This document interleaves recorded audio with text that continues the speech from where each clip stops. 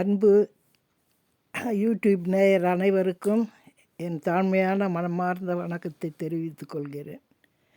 பெண்கள் சித்திரத்தில் பெண்ணெழுதி சீர்படுத்தும் மாநிலமே, ஜீவனுள்ள பெண்ணினத்தை வாழவிட மாட்டாயோ.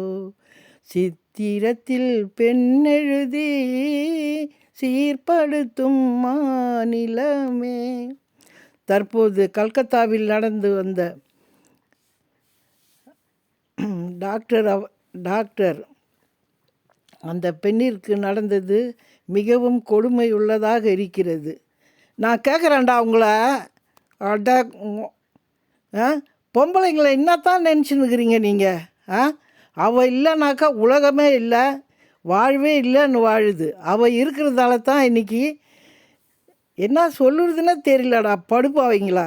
ஏன்டா பொம்பளைங்களை போட்டு இப்படி நாசம் பண்ணுறீங்க? குழந்தைங்களையும் விட மாட்டேன்றீங்க, 5 வயசு பிள்ளைங்களையும் விட மாட்டேன்றீங்க, வயதானவர்களையும் விட மாட்டேன்றீங்க, திருநங்கைங்களையும் விட மாட்டேன்றீங்க. என்னத்தான் அடியில் வச்சுன்னுக்கிறீங்க பொறுக்கி பசங்களா? அதுதான் உங்கள் வீரமா? ஒத்தைக்கு ஒருத்தன் ஒரு பொம்பளை கிட்ட நின்னானாக்கா அவன் கோமனை அவந்துக்குன்னு ஓடிப்போனான் அவன் உதைக்கிற உதையில்.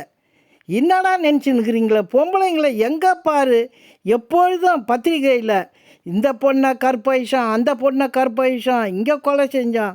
அடா பாவிங்களா! நல்லவங்களை பற்றி நான் சொல்ல, நீங்கள் நாசமாக போவோன்னு. அடுத்த ஜென்மத்தில் இருந்தால் நீங்கள் என்னவா பொறுப்பீங்கன்னு தெரியாதுடா. நாயின்னு கூட திட்டக்கூடாது, நன்றி உள்ளது.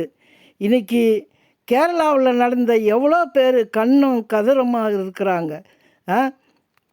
நாய் பூனைங்களை கூட எவ்வளோ பாசமாக பார்க்குறாங்க. பாவிங்களா!